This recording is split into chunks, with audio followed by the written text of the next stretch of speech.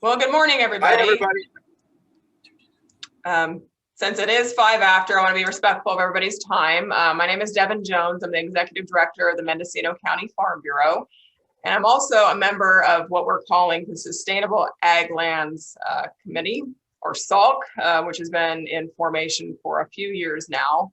SALC is part of a state program related to California climate investments.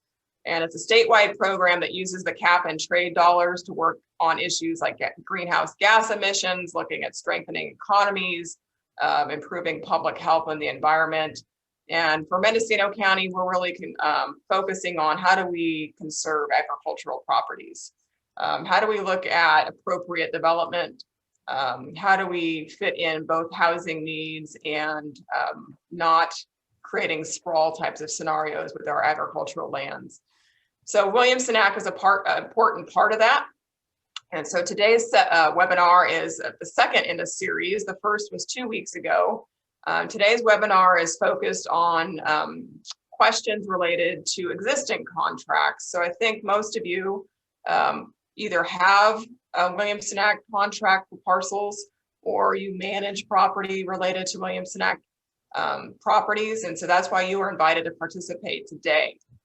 So we do have a couple of guest speakers from the county. We have Russ Ford, who works with planning and building, and Russ is involved with all of the permit application processes and going through that. And then we have Katrina Bartolome, our assessor clerk recorder. And so Katrina, this is her first round of going through the compliance forms for the county in terms of the Williamson Act. And we're hoping to get some feedback from you today, because that's kind of an evolving process as well. So with that, I just want to to remind you that for those of you who've been in the program for a long, long time, back in 2015, the county transitioned their ordinance applicable in 2016. And I think for those of you with rangeland, it was probably the biggest change. They went from a compliance scenario where they used to base it on what they called AUMs, or animal units per month, or number of head on a specific piece of property, to an economic qualifier, which is what you've seen in this last round of compliance forms. And there were several meetings that were held in at Hopland Field Station and throughout the county to get feedback on that. Is it perfect? Probably not. Will it evolve? Probably so. But just to recall for your information. And then also, I believe Katie Brantley is with us today. She worked for the Mendocino County Resource Conservation District, and she is sort of the glue keeping this current SALC project together. So I thank Katie for all her time in this. And on the website where you registered for this webinar today, there is additional information related to Williamson Act and where to find a copy of the application, the current county ordinance, etc. So with that, I'm going to go ahead and pass it to Russ. What we're going to do is hold questions sort of till the end of the presentation. For those of you on the phone, I think we have a few today. What we'll kind of have to do is just, if you hear a break or you have a question, you can chime in. For those of you who are actually joining us on the webinar, you can raise your hand, use the raise hand function. You can put a question in chat, whatever you're comfortable with, and we'll work on calling on you. And this is also being recorded. And so those recordings will also be sent out to all the participants in case you miss something or have a follow-up question. You can outreach to our guest speakers following the presentation. So with that, I'm going to go ahead and start the presentation with Russ. All right, thank you. Good morning. My name is Russ Ford with Planning and Building Services. So like Devin said, this is the second of 2 webinars. The first one 2 weeks ago dealt more with new contracts, about the contract process, the basis of the Williamson Act. So today is more about modifying existing contracts. Typically we see a lot more modifications than we do flat out cancellations or non-renewals. But so I just wanted to cover that process a little bit. So if you're in an existing contract, there's essentially 2 ways to get out of it. You can file for what's called non-renewal, which starts a right now 9-year rollout process, and every year the taxes catch back up to market value. So at the end of that 9 years, the property will be back at market value and there will be no more restrictions on the contract. The other process is called immediate cancellation, which is exactly what it sounds like. You pay an application fee. That one requires a lot more review. We have to do some CEQA review on that.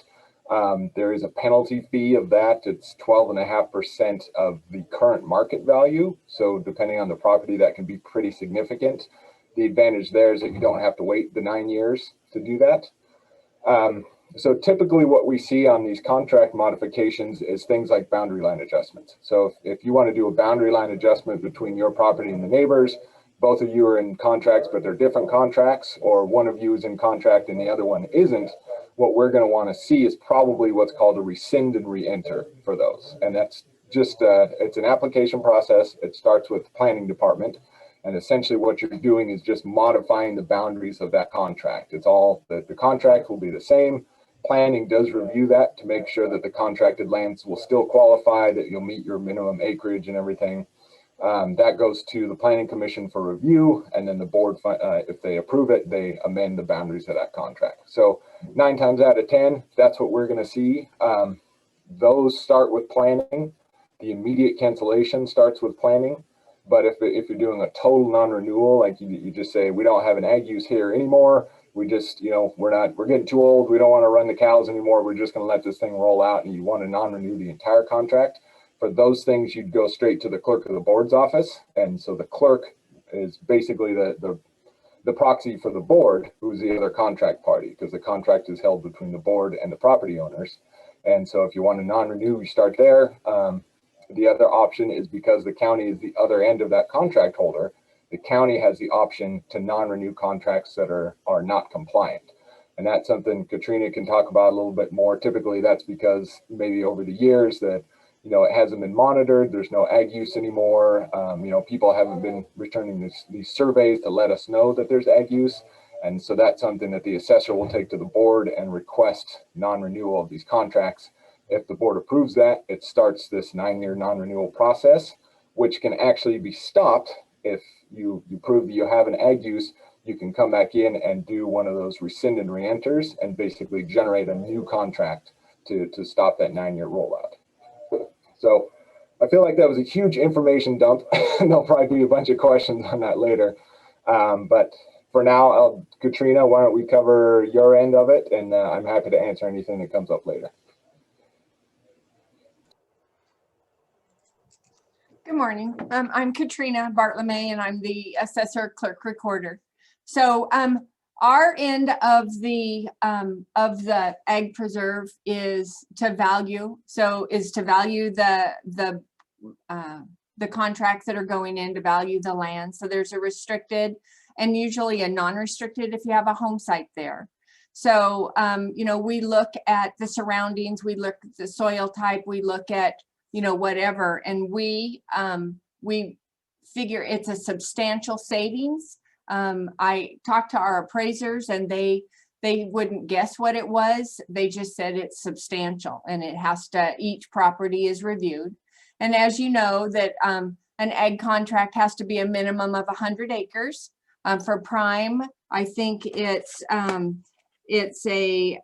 you have to have a minimum of 10 acres within that 100 acres or more, or for non-prime, it's 40 acres. So right now we've sent out, back in July, we sent out our survey, which hadn't been sent out since 2011.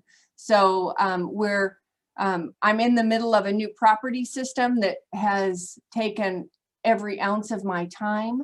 So every second of my time. So we're getting TPZ property characteristics and everything in that has to be in before we can do anything else with this system. So the surveys have taken kind of a back seat, but we hope to get back on those. We'll have a committee review those. I've started reviewing them and made notes on them.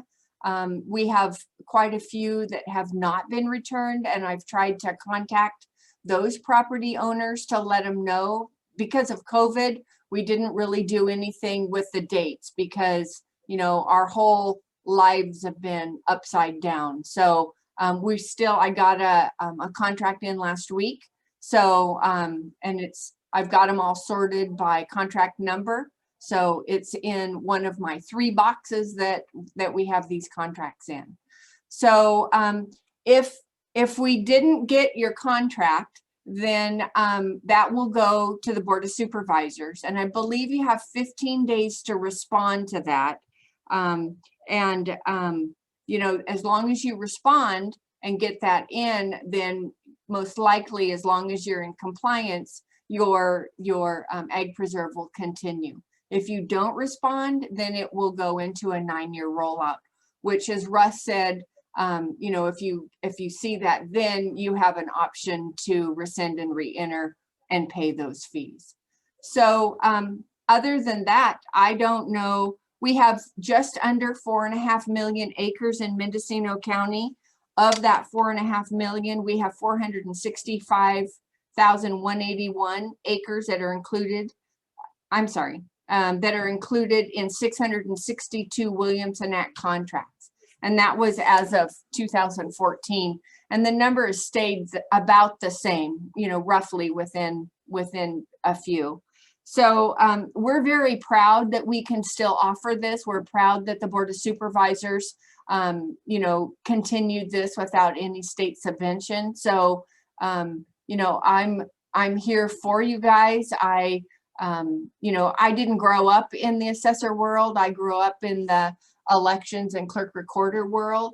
So if I don't know an answer, I will find it and then I'll call you guys back. So I guess that's my spiel. So Devin.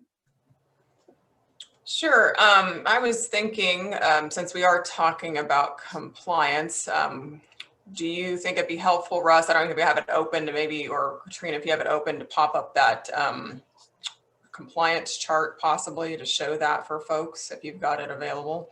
Oh, do you have that, Russ? I don't. I can find it.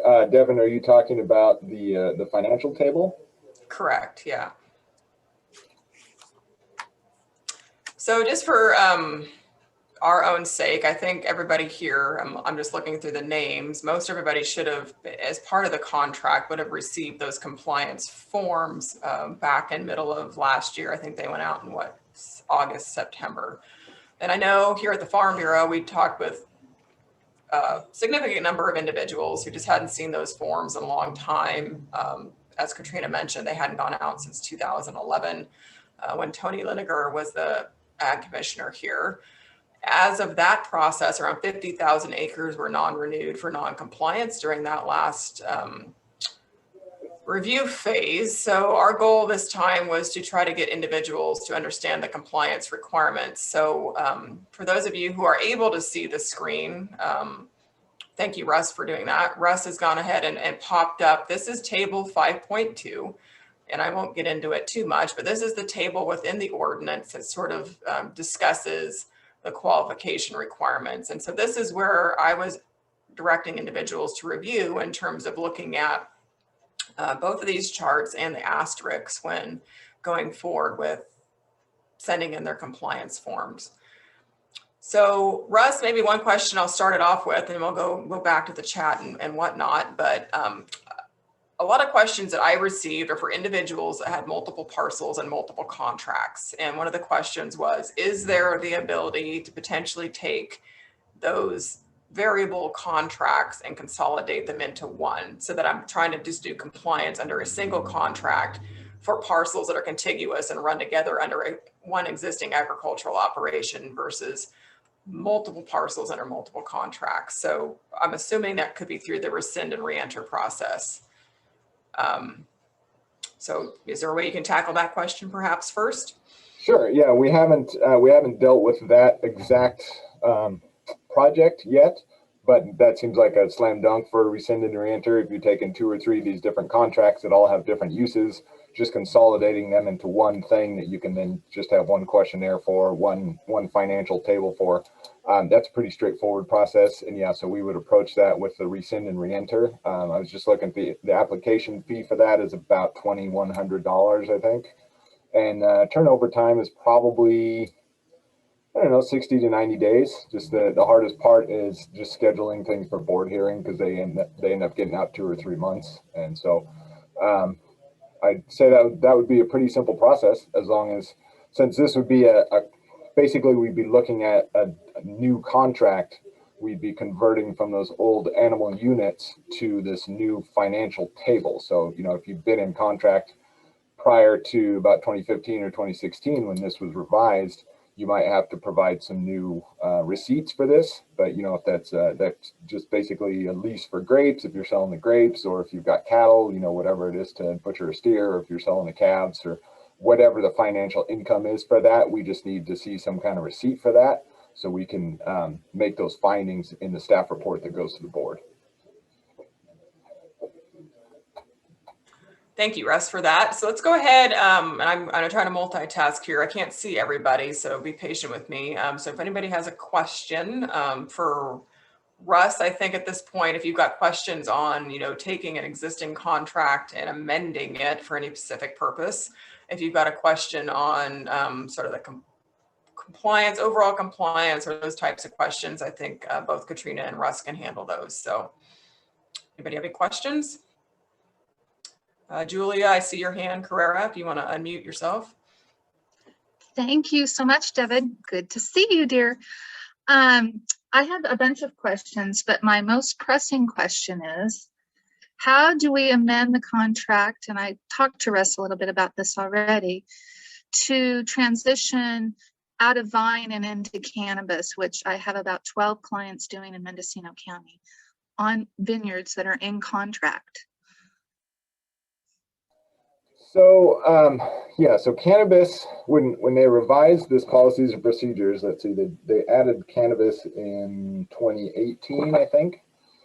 And so cannabis is what's considered a compatible use, but it is not a qualifying use. So essentially that means, as long as you're limiting the space of the cannabis to that 5 acres or 15%, whichever is less, you can grow cannabis on a property in conjunction with the contract, but you still need to maintain the ag use. So essentially, so basically, if you have a property that has vines and they also want to grow cannabis, they're able to set up a cannabis grow, but they need to maintain at least 50% of that property in vines, and then maintain their financial qualifications on it. Does that make sense? Great, it does. That gives me the clarity I've been looking for. Thank you very much, Russ. Yeah. So a couple other questions I have. Go ahead. Oh, I'm sorry. This section right here, 9.4 area limitation, that's just that breakdown for what I just said. 15% of the contracted land as a whole, or 5 acres, whichever is less. So that's the maximum amount of compatible uses. And then keep in mind that compatible uses also include things like residences and barns and garages and shops, basically everything that's not the ag property itself. So you have to factor all that stuff in when you're making the calculations for how much of this land you can devote to cannabis. Thank you. I have other questions that are not cannabis related, but compliance related. So who is enforcing the violations, whatever they are, whether it's not complying with reporting or not complying with what's actually out in the field? Well, we would, the assessor's office would send someone out to look at it. We would contact the property owner and give them 48 hours, but we have the right to come and inspect the property to make sure that everything is, you know, the restricted uses are still there. So we would send an appraiser out to look at that, and we would either make a decision that no, they're not in compliance, and take it to the Board of Supervisors for non-renewal, or a portion of it for non-renewal. So yeah, that would be us, and then the Board of Supervisors. Thank you, Katrina. And I also wanted to know how I could get a hold of your soil maps. Well, you can come in and look at them. They're pretty fragile. You'd have to call and make an appointment, because we're only allowing 3 people in here at a time, but in our lobby area. But we have appointments throughout the day about every 15 minutes. And, you know, so it's like on the on the hour, on the quarter hour, on the half hour, and then that gives us plenty of time. Our main thing is we want to be able to sanitize after one person's left, so you don't have to, you know, worry about coming into a not clean environment. Thank you so much. I appreciate the answers, and thanks Devin and the Resource Conservation District to hold this seminar. It was so timely for me. Thank you so much. Thanks, Julia. Thanks, Julia. And I think there's probably a couple other questions out there.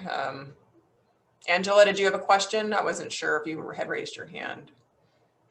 Okay, so we got a question coming in the chat. And it says from Fred and Laura Robinson, how do you find out if a current contract is compliant? Well, you'd be amazed at how many neighbors tattle on other people. So it would either be that, or it would be they didn't complete their survey, or on their survey, they put down that, you know, they weren't using it for this, or it was all cannabis or whatever. So, you know, it's pretty much reliant on them answering truthfully, and then, you know, what else is going on with their neighbors or their, because there's a lot of that going around. But I think if individuals, Katrina, just like you talked about Julia, they're more than welcome to contact your office with their contract number or APN numbers if they don't remember seeing the compliance form or had questions on that. So I think yeah, we'll send them out one. I think you have one too. Didn't I send it to you as well, Devin? Yes, I got a The copy survey? of the. Yeah, we'll send them out a survey. So Fred and or Laura, if you have a question about a specific contract, I would just recommend contacting the assessor's office. And again, Katie will send out that information. Make sure to send out Russ and Katrina's contact information to all of you who registered today. And I think it is worth the time to take, if you have questions specific to your individual contracts, to go ahead and outreach to the assessor to work through those questions, because it's not a one size fits all situation. And that's where I think the biggest benefit is going to come from. One other question. I'm sorry. Go ahead, Russ. I was just going to say, I think it's also important to, when you're looking at the contract compliance, you know, anybody that's out just driving around say, oh, that property's in contract, I don't even see tag use on it, is that because the contracts have, you know, a 9 or a 10-year process, it's the county really takes a long-term view of it. It's not like, you know, you can just call in and we have like a daily or monthly or even, you know, a quarterly update on these things, because these questionnaires, we're looking at 3 years right now. That's what the cycle we're on, hopefully getting down to 2 or so. So, you know, just because something is not in ag use today doesn't mean that it's not designated for ag use or is not ag use in the long term. You know, we had some questions a couple weeks ago about resting the land. You know, if you're farming, you want to let everything kind of go for a year or two and let the ground regenerate. That's all built into that contract. So I just want to iterate that it's tough for somebody to call in and say, hey, is this property compliant with the contract right now? Because, you know, it's not, we don't have that sort of microscopic view of it. It's really kind of an overarching thing. And so the best we can probably say is, yes, they submitted this questionnaire last year. You know, they've got cattle. Maybe they're cycling out cattle right now. So as far as we can tell, yes, it's still compliant with the contract. Because we as cattle owners rotate our cattle just like, you know, to keep the grass decent and coming up and everything else. So, you know, we rotate just like you know, anybody else. And that's why I'd really reiterate for those of you who haven't taken the time to read the ordinance. I mean, it's not a long read. In that chart, especially for the compliance, there's a couple of footnotes underneath that chart that are important to acknowledge in terms of the rest rotation component, you know, accounting for natural disasters. I mean, obviously, you know, unfortunately, Mendocino County has not been non-impacted by significant natural disasters like forest fires in the last several years. So, you know, if there are droughts or other types of natural disasters that come about that could impact your ability for compliance, those factors are also considered as well within these compliance forms. So, and I think Russ hit on something that's very important. And again, for those of you who have looked at those compliance forms and had specific questions, On that, I think it'll be important to provide that feedback because Katrina and Russ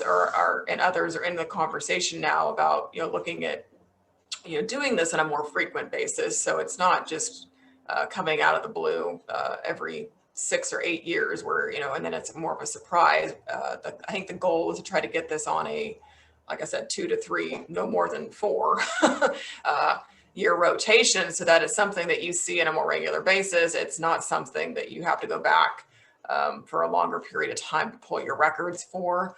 And they'll have a better idea, I think, going through this first round of what the next compliance components are going to look like. So I know, for example, let's see, and I'm not going to put him on the spot, but I'll see if he's there. George Hollister, are you there? George has forestry. Yes, I am. I'm here. Okay. So George, I'm going to use you as an example, and maybe you can fill in, because I know you talked to some of your neighbors there in the Compshe area. George has timber, so his property is timber, and it was still under a contract for Williamson Act versus a timber production zone or TPZ contract. So that might be something that Russ and Katrina, we can touch on is, what options are there, or is it sort of going to be driven to encourage going from a Williamson Act contract to TPZ, and what does that look like for the forestry folks? So George, I was thinking you might be able to contribute to that.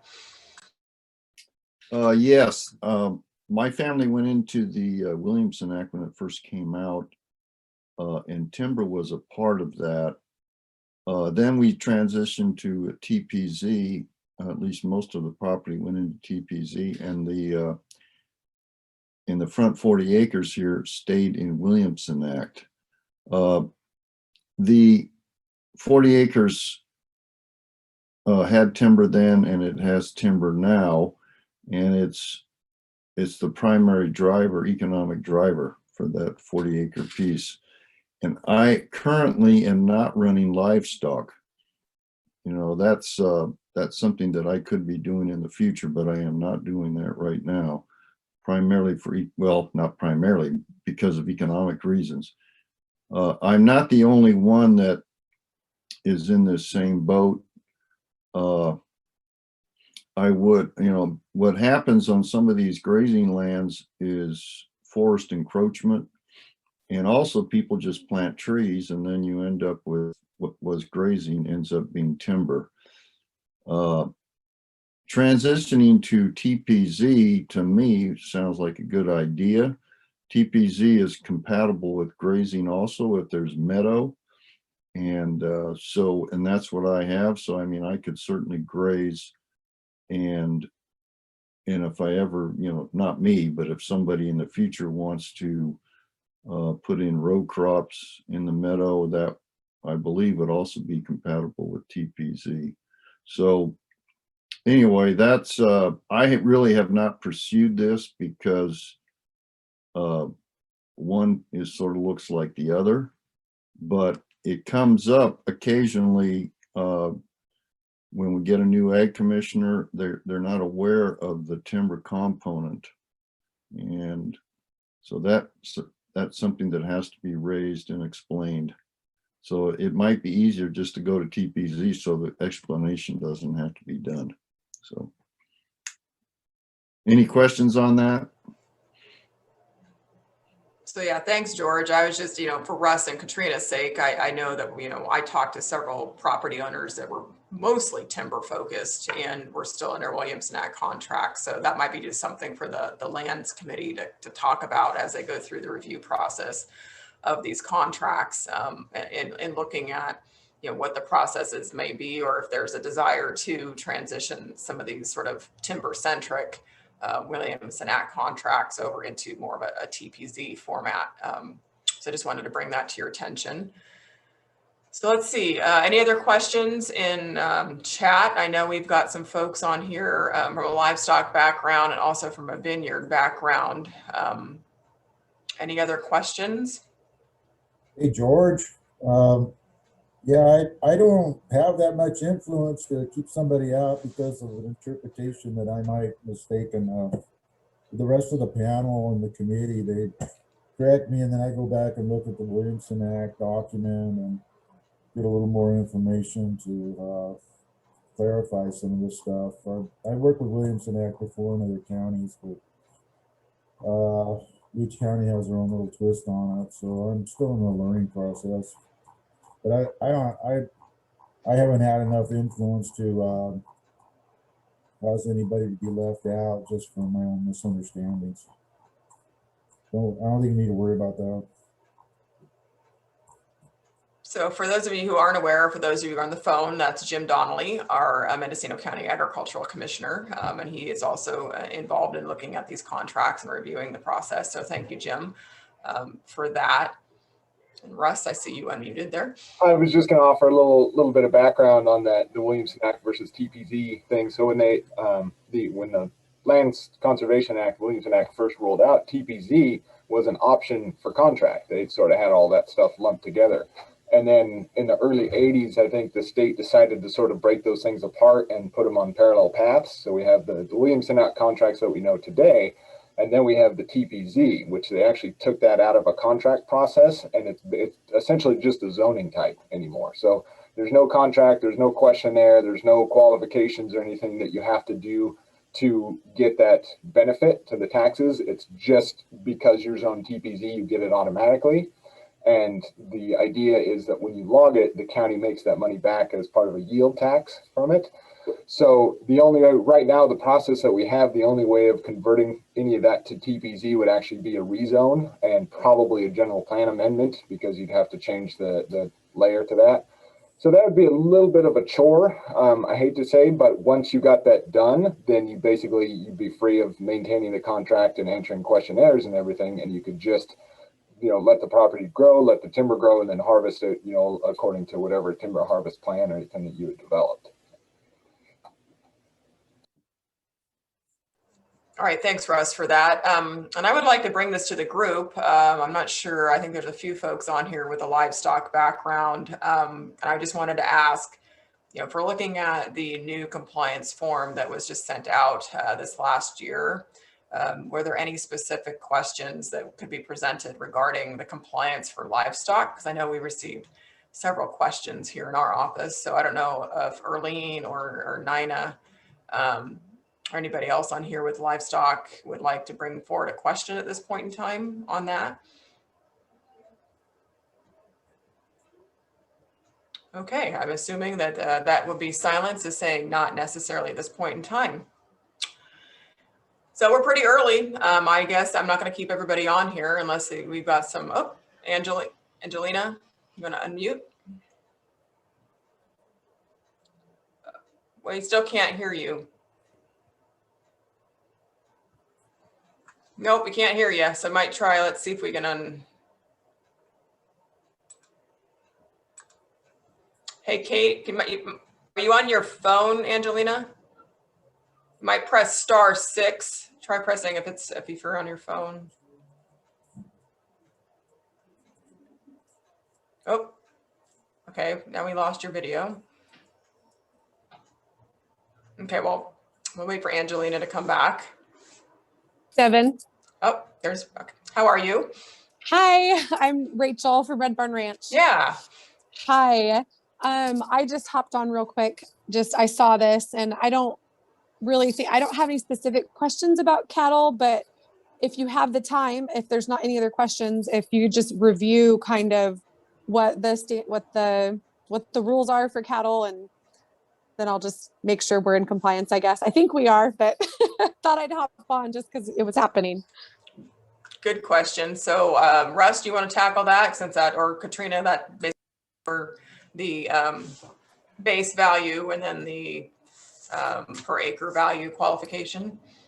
Sure. So for cattle, that would be considered a non-prime contract. So you can, I don't know if you can see the screen here, non-prime agricultural land, which includes grazing.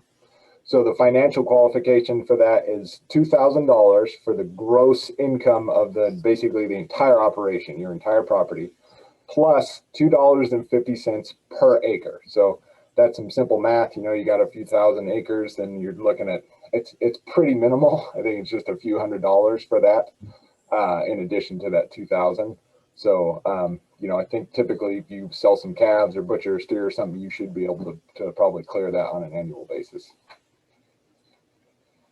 And then Russ or Katrina, if you can maybe talk about those two asterisks down below as well, especially the second asterisk, I think is important for individuals. Like if you've got a lease contract for livestock on your property, or if you've done any investments for related infrastructure, water development, fencing, those types of things. My understanding is that could be part of that qualification. So I don't know where you guys are at. On the second one, that's typically something that we would see on newer contracts, because if you have an established ag operation that's been in production for a couple of years, you typically have some idea of what your income is and receipts for those income. For brand new contracts, so you've just acquired some property and you're trying to put it in a contract, you'll have a plan for it, you got a lease and everything set up, but you haven't actually completed a year of it.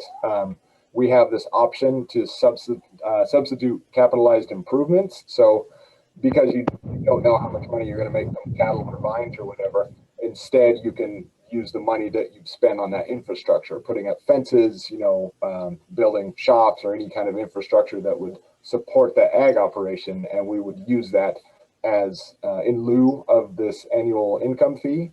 And then when you got your questionnaire a couple years down the line, we can double check and say, now that you've been in progress for a couple of years here, what's your income look like? And, just to make sure that you still meet all that criteria.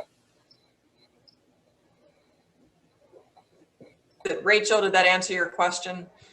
Yeah, I think so. So my husband had said that our contract, I told him I was going to hop on this, and he said that we had just renewed ours. And so we should be good for another 8 years. And well, and plus I received your thing, and Chris did a real good job filling it out. So okay. I'm sure that one will be fine once we start reviewing them as a committee, because we will review them. It's just not right to have one person review it. So, somebody may see something and bring something up, and it's good to have at least 3 people, and that's our plan. Okay. All right. Well, thank you very Rachel. much. Thanks, Rachel. All right. I'll go back to distance learning now. Good seeing you. Angelina, did you figure out your, no? Okay. Can you put it in the chat? If you put the question in the chat function, I can read it for you. We do have a couple questions that came into the chat. Ryan Kiefer asks, and this might be talking about some of the, it says, how is a review panel considering important wildlife habitat? And that's a designation supported by the California Department of Fish and Wildlife. And that could be involved with the open space contracts, as well as the working landscape agricultural contracts. So who wants to tackle that one? For open space, I think open space and wildlife habitat benefit. Well, we'll review that as a, hopefully you've put that on your contract, and we'll review that, as a committee, and we'll look up the subdivision that outlines that. And as long as you meet those requirements, it should be fine. Russ, do you have anything to add to that? No, I don't. That's not typically something that we would look at as part of the creation of the contract. So if it's something that the state is, I know it's not really in our policies and procedures, it might be something more on a state level. And my guess is that it's maybe tangential. It's probably not super impactful to maintaining the contract, but I don't have a lot of experience with it. Yeah. And then Nina Kaiser asked, is there any information on Prop 19? And I know Prop 19 is sort of evolving as we speak within the assessor world, and how that could come back related to the Williamson Act contract. So Katrina, I haven't seen anything specific to Williamson Act. Have you seen anything for Prop 19? No, I was on a California assessor's call yesterday, and they're working on their ledge.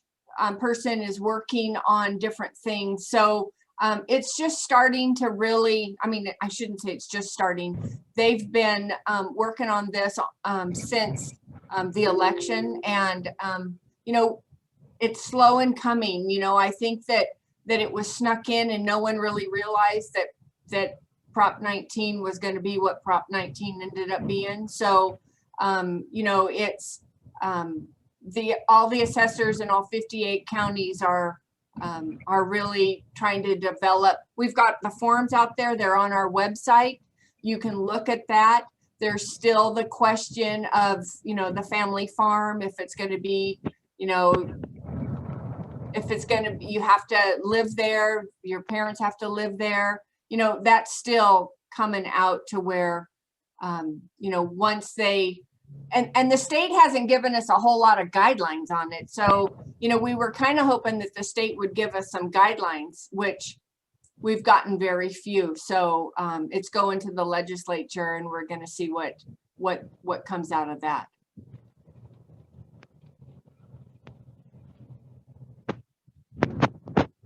Nina, did that answer your question? I know Prop 19 is evolving. We're working with California Farm Bureau and others who's working, you know, through the legislative process to try to clarify, just like Katrina was saying, the family farm exclusion components of that for Prop 19.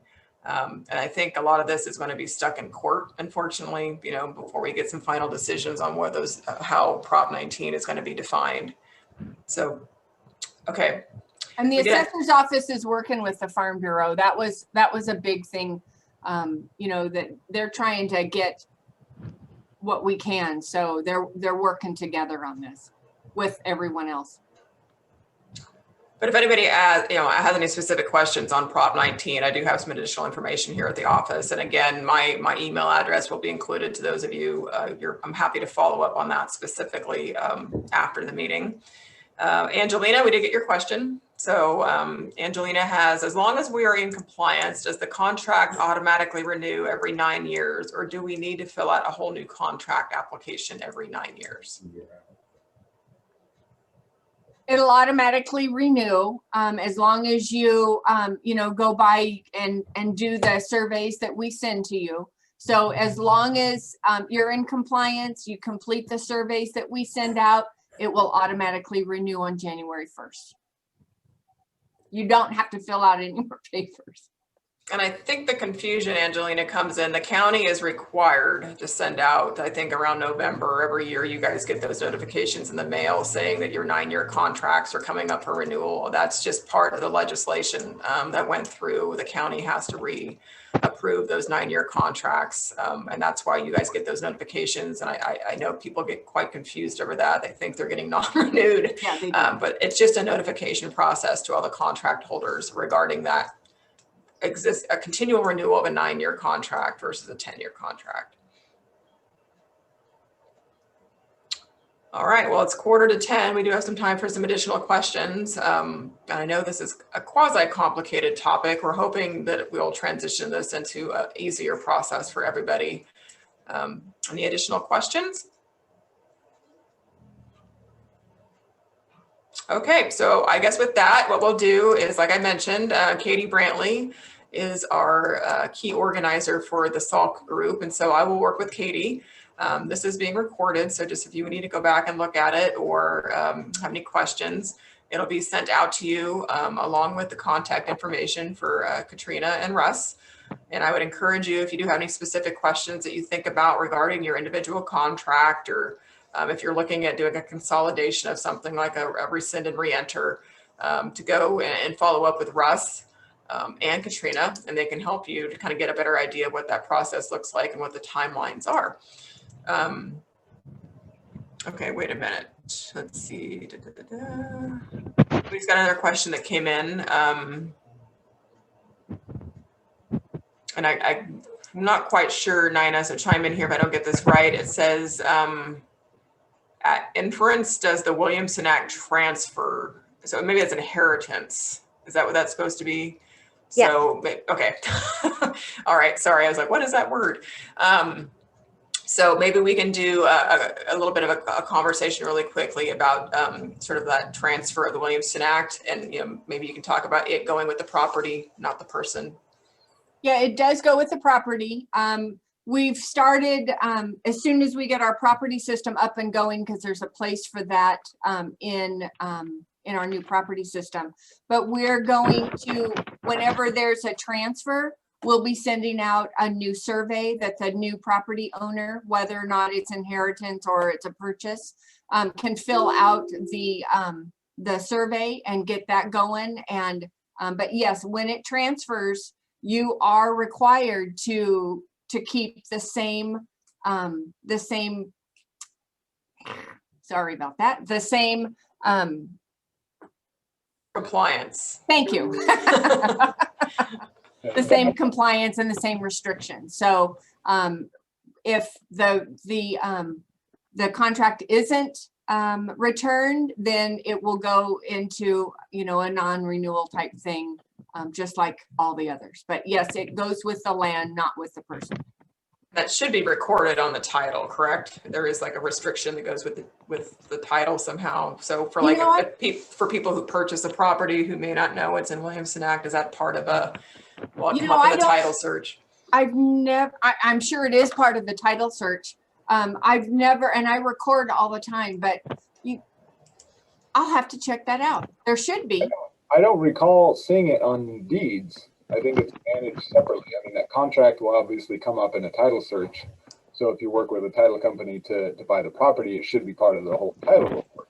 But I know that there's people that acquire property maybe from out of the area, aren't really familiar with contracts, and they just know, oh, okay, it's in contract. I don't really know what that means, but it's fine. Doesn't affect, you know, my purchase of the property.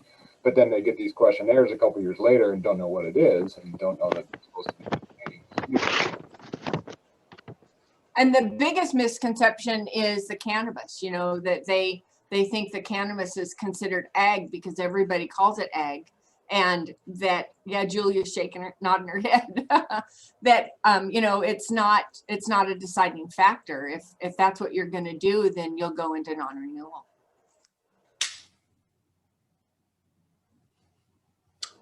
All right, you guys. Well, as you can see, this is kind of an evolving process. Again, take the time to read, you know, was it about 30 pages, give or take? It's not a huge ordinance, you know, maybe 40 if you skip the intro. But it's not a bad read. I would just encourage everybody to kind of become familiar with it. And again, we thank you for participating this morning. And we will send out all that corresponding information to you. And then as the Lands Committee starts to review those contracts, I'm sure they'll be in contact with anybody that they have questions on. So again, thank you for joining us this morning, and we look forward to seeing you all again in person, hopefully. Thank you for your time. Thank you, everybody. Thanks, Devin. Oh, you made it home, Todd. Thank you. Yeah, we're home safe and sound. All right. Have a good day. Bye. Bye. Russell, great to see you, Russell. You too, Todd. Thank you. Thank you.